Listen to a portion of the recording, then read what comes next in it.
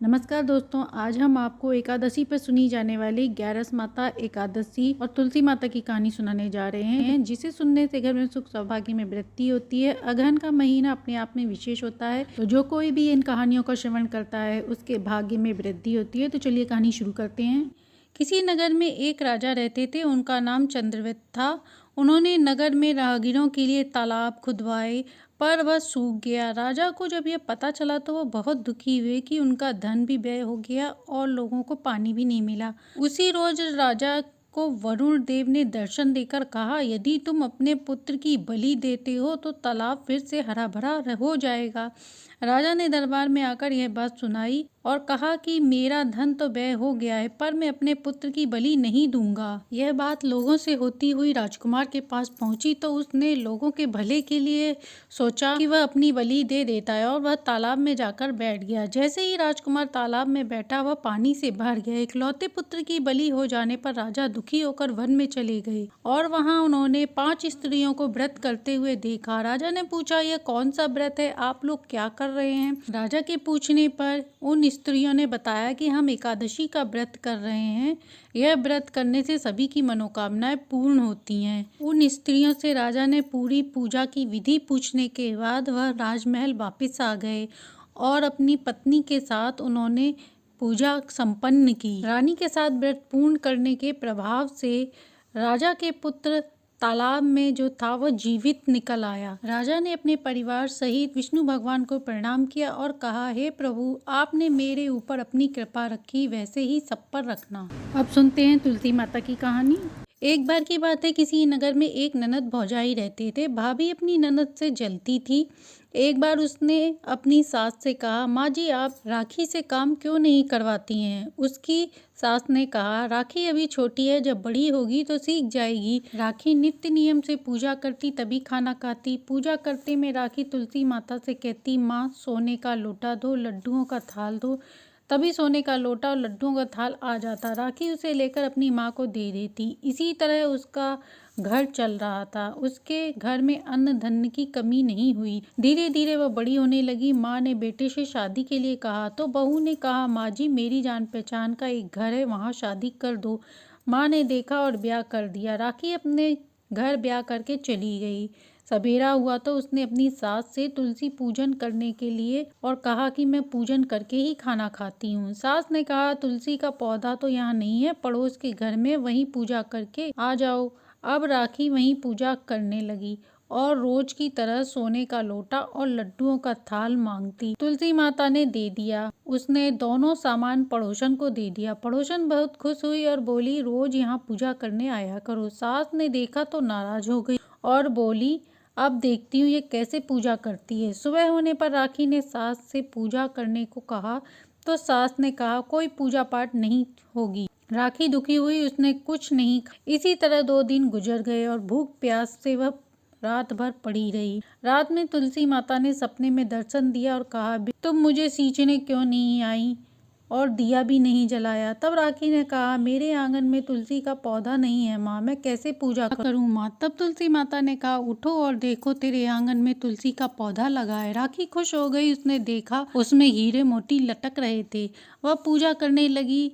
तुलसी को दूध से सींचने के बाद दीपक जलाया, परिक्रमा करी और कहा, हे माँ, सोने के लोटा और लड्डुओं का थाल दो। दोनों उसके हाथ में आ गए। बहू ने ले जाकर अपनी सास को दिया। वह चकित रह गई। तब बहू ने पूरी बात बताई। सास ने आंगन में जाकर देखा तो हीरे मोती तुलसी मैया के पेड़ पर जगमगा रहे थे। सास को अपने किए का पछतावा हुआ। सास ने बहू से माफी मांगी। बहू ने कहा, माँ जी, मेरे पाँव ना लगे, तुलसी मैया के पाँव लगे। दोनों सास बहू नित्य नियम से तुलसी माता की पूजा करने लगी। हे तुलसी मैया, जैसे आपने उनके घर में भंडार भरे, वैसे ही सभी के भरना। अब सुनते हैं ग्यारस माता की कहानी। किसी नगर में एक राजा राज्य करते थे। उनके राज्य में प्रजा बड़ी संतुष्ट थी, क्योंकि राजा बहुत उनका ख्याल रखते थे। उनके 2 पुत्रियां थीं। राजा की छोटी बेटी बहुत सुंदर और आकर्षक थी। राजा की बड़ी बेटी कम सुंदर थी। छोटी बेटी ग्यारस माता की पूजा आराधना किया करती थी, जिस कारण राजा की बड़ी बेटी को जलन होने लगी। धीरे धीरे बेटियां बड़ी होने लगीं। पड़ोस के राजा से रिश्ता आया तो उसने छोटी लड़की को पसंद कर लिया और वह उस पर मोहित हो गया। उसने राजा से छोटी बेटी से विवाह करने की इच्छा प्रकट की तो राजा तैयार हो गए। बड़ी बेटी को इस बात से अब और जलन हो गई और वह उससे बदला लेने की सोचने लगी। उसने एक दिन लड्डू में जहर मिलाकर बहन को खिला दिया।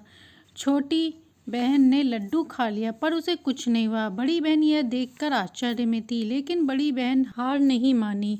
अब कि उसने उसे कुएं में धक्का देने का सोचा और उसे कुएं में पानी भरने के बहाने से ले गई और वहां उसे धक्का दे दिया, पर इस बार भी उसे कुछ नहीं हुआ। हर बार ग्यारस माता उसकी रक्षा करती थी। एक दिन उसने अपनी छोटी बहन से कहा, बहन, सबकी मृत्यु निश्चित है, क्या तुम अपनी मृत्यु जानती हो? छोटी बहन ने बताया, हाँ, मैं जानती हूँ। बड़ी बहन ने प्यार से पूछा तो उसने बता दिया। उसने कहा, मेरी मृत्यु एक तोते में है। उसके गले में जो हार है, जब कोई तोते को मारकर वह हार गले में पहन लेगा तो मैं मूर्छित हो जाऊंगी और जब वह उतार देगा तो मैं जीवित हो जाऊंगी। अपनी बहन की मृत्यु का राज जानकर वह खुश हो गई। छोटी बहन को भी आभास हो गया था कि कोई न कोई उसे मारना चाहता है। वह अपने पिताजी के पास गई और बोली, पिताजी, यदि मेरी मृत्यु हो जाए तो आप मुझे जलाना नहीं, पुरानी हवेली में रख देना। यह बात सुन राजा आश्चर्य में थे। उन्होंने कहा, बेटा, तुम ऐसी बात क्यों कर रही हो? 2 दिन बाद तुम्हारी शादी है। और वह वहां से चली गई। 2 दिन बाद राजकुमार से छोटी बेटी का विवाह शुरू हो गया। राजा की छोटी बेटी फेरे ले रही थी, तभी बड़ी बहन छोटी बेटी के कमरे में जाकर तोते को पकड़ लेती है और उसके गले में हार जो था उसको मारकर पहन लेती है, जिससे छोटी बेटी वहीं पर मूर्छित होकर गिर जाती है।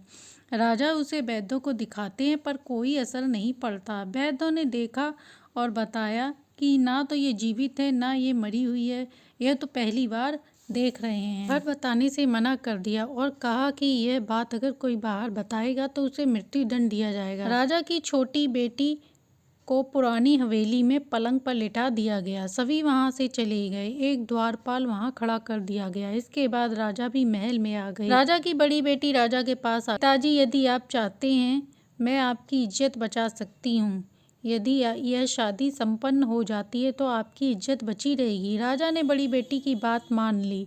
राजा ने बड़ी बेटी से छोटी बेटी के कपड़े बदलवा कर उसको मंडप में भेज दिया। राजकुमार जान गया कि यह बड़ी बेटी है। राजकुमार ने शादी से मना किया पर सबने जबरदस्ती शादी करवा दी। राजकुमार बड़ी बेटी से ना तो बात करता ना उसे पसंद करता। राजकुमार ने यह फैसला किया कि वह अपनी बड़ी पत्नी को ढूंढेगा और वह घोड़े पर सवार होकर महल के पास पहुंचता है तो देखता है कि यह तो पुरानी हवेली ससुर जी की है, यहाँ पर कोई रहता नहीं है, फिर यह द्वारपाल क्यों खड़ा है? राजकुमार ने देखा और पूछा, तुम लोग यहाँ क्या कर रहे हो? यहाँ पलंग पे कौन लेटा है? सैनिकों ने बताया कि यह छोटी रानी है। राजकुमार प्रसन्न हो गए और वहीं रुक गए। रात होने पर राजा की छोटी बेटी उठकर खड़ी हो गई और बोली, आप यहाँ कैसे? तो राजकुमार ने सारी बात बता दी। उसकी बात सुनकर राजकुमारी ने भी अपनी सारी हाल बता दिया और बताया कि एक तोते में उसकी जान बचती है। यह बात उसने अपनी बड़ी बहन को बताया था और उसे मालूम था उसी ने ये सब किया है। उसके पास एक हार है जिसे वह सुबह पहन लेती है तो वह मूर्छित हो जाती है और रात को उतार देती है तो वह जीवित हो जाती है। यदि वह हार उसके पास आ जाए तो वो हमेशा के लिए जीवित हो जाएगी। राजकुमार ने यह सुनकर वहीं रहने का निर्णय किया और कहा कि वह अब यहीं रहेगा और बचा हुआ एक फेरा राजकुमारी के पलंग के साथ ले लिया। वहीं विवाह पूर्ण किया। अब राजकुमार वहीं रहने लगा। कुछ समय बाद रानी गर्भवती हो गई। राजकुमार को किसी काम से बाहर जाना पड़ा। तब छोटी रानी के पेट में बहुत तेज दर्द होने लगा। इसके बाद उसने ग्यारस माता का आह्वान किया। ग्यारस माता वहां प्रकट हो गई। उन्होंने अपने भक्त का दर्द दूर किया और एक सुंदर पुत्र की प्राप्ति कराई। कुछ देर बाद राजकुमार वहां आया। उसने ग्यारस माता को प्रणाम किया। ग्यारस माता ने कहा, जब यह पुत्र 5 साल का हो जाए तब अपनी पत्नी का हार गले में लाकर पहना देना। माता अंतर ध्यान हो गई। कुछ समय बाद धीरे धीरे लड़का 5 साल का हो गया। राजा ने पुत्र से कहा कि मैं काम से बाहर जा रहा हूँ, तुम अपनी माँ का ध्यान रखना। उसे निकलता देख बड़ी रानी के सैनिक ने सारी बात जाकर बड़ी रानी को बता दी। अब बड़ी बहन छोटी बहन के पुत्र को वहां से उठा लेती है और उसके 2 टुकड़े करवाकर पहला टुकड़ा चौकी के पास और दूसरा टुकड़ा अपने पलंग के पास छुपा देती है। अब ग्यारस माता अपने भक्त का दुख दूर कैसे न करती। ग्यारस माता भिखारी का भेष में आकर भिक्षा मांगती हैं। वह नौकरानी भिक्षा देती है तो वह मना कर देती हैं और कहती हैं कि मैं तो रानी के हाथ से ही भिक्षा लूंगी। बड़ी रानी स्वयं भिक्षा देने आती है तो माता बिल्ली का रूप धारण कर उसके कमरे में चली जाती हैं और छोटी बेटी के पुत्र के दोनों टुकड़े उठाकर लाकर आपस में जोड़कर जीवित कर देती हैं। एक दिन राजकुमार अपनी बड़ी रानी के पास जाकर कहता है कि तुम इस बच्चे का ध्यान रखोगी तो मैं तुमसे बात करूँगा। वह बच्चे को छोड़कर वहाँ जाता है तो वह आश्चर्य में पड़ जाती है कि कैसे उसने इसे मारा था और यह जीवित कैसे हो गया। बड़ी माँ से वह लड़का कहता है कि बड़ी माँ, मुझे तुम्हारा हार चाहिए जो तुमने पहना है, क्या वह आप मुझे दे सकती हैं। वह गुस्से में हो गई। फिर उसे याद आया कि उसके पति ने कहा है कि यदि वह इस बच्चे का ध्यान रखेगी तो वह उससे बात करेगा। वह हार बच्चे को दे देती। बच्चा हार लाकर अपने पिता को दे देता है। इसके बाद दोनों लोग वहां से चले जाते हैं और पत्नी से बोला तुम खाना बनाकर रखना, साथ में खाएंगे। इसके बाद वह राजा के पास जाकर उसे सारी बात बता देता है। राजा अपनी बड़ी बेटी की इस करतूत से बहुत क्रोधित होता है। राजकुमार को अपनी छोटी बेटी के साथ रहने के लिए आदेश दे देता है। बड़ी बेटी को वन में पहुंचा दिया जाता है। इस प्रकार बड़ी बेटी को अपनी करनी का फल मिलता है। हे ग्यारस माता, आपने अपनी भक्त की व उसके पुत्र की रक्षा की, वैसे ही सबकी रक्षा करना। तो प्रेम से बोलिए ग्यारस माता तुलसी माता की जय हो। अब सुनते हैं अगली कहानी। पर जन्माष्टमी की धूम मची थी। यह देख राधा मैया श्री कृष्ण खुश हो रहे थे। उन्होंने राधा जी से कहा, मेरे जन्मदिन की तैयारी हो रही है, मैं धरती पर भ्रमण करने जा रहा हूँ अपने भक्तों के परीक्षा लेने के लिए। दादाजी ने कहा तो मैं भी साथ चलूंगी। धरतीवासी बड़े धूमधाम से आपका जन्मदिन मना रहे हैं। कृष्ण जी ने कहा, हाँ, तुम्हारे बिना तो मैं अधूरा हूँ, चलो तुम भी साथ में चलो। दोनों साथ में चल दिए। राधा जी ने कहा, कान्हा, तुम्हें तो सब गोपाल रूप में पूजते हैं, इसीलिए हम छोटे बच्चे के रूप में जाएंगे। कान्हा ने कहा, अति उत्तम। अब दोनों धरती पर जाने की तैयारी कर ही रहे थे, वैसे ही कुछ लोग और आ गए और वे बोले, कान्हा तुम अकेले जा रहे हो, आज तो खीर पूड़ी पकवान मिलेंगे, हमें भी साथ ले चलो। कान्हा ने कहा, ठीक है, तुम लोग भी साथ चलो। सभी लोग बच्चे का रूप धरकर धरती पर चल दिए। सभी एक गांव में पहुंचे जहां राधा रानी ने कहा कि बहुत तेज भूख लगी है, चलो चलकर कुछ खाते हैं।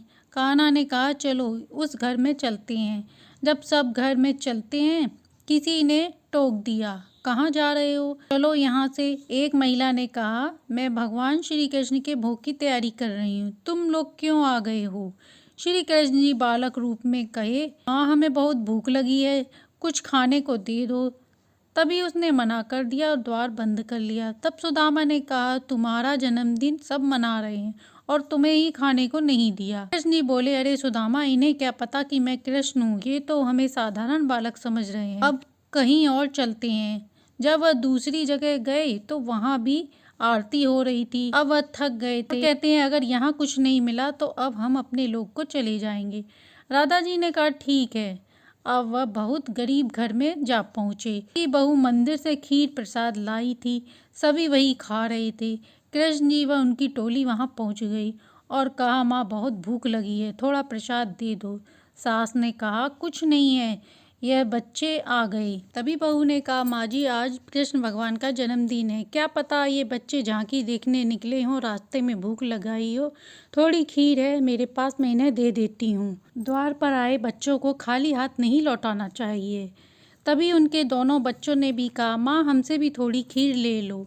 यह सुनकर कृष्ण बोले, राधे, इन बच्चों में कितना प्रेम है। कान्हा, देखो, इन्होंने अपने हिस्से की खीर भी हमें दी। सास ने कहा, तुम लोग पागल हो, एक बात सुन लो, मैं अपनी खीर में से नहीं दूंगी। बहू ने खीर ले जाकर कहा, ये लो बच्चों, इसे मिलकर खा लो। कान्हा ने कहा, बस इतनी सी खीर, इससे तो हमारा पेट नहीं भरेगा। तब बच्चों ने कहा, माँ, थोड़ी खीर हमारे से ले लो। तब उसके पति ने भी थोड़ी सी खीर दे दी। तब राधा ने कहा, ये तो बहुत गरीब हैं, यदि हम इनकी खीर खा लेंगे तो ये लोग क्या खाएंगे। कृष्ण जी ने कहा, राधे तुम चिंता मत करो, ये लोग भूखे नहीं रहेंगे। इसके बाद सावित्री ने कहा, बर्तन लाओ। सावित्री बर्तन रखती जाती और खीर से वह भरते जाते।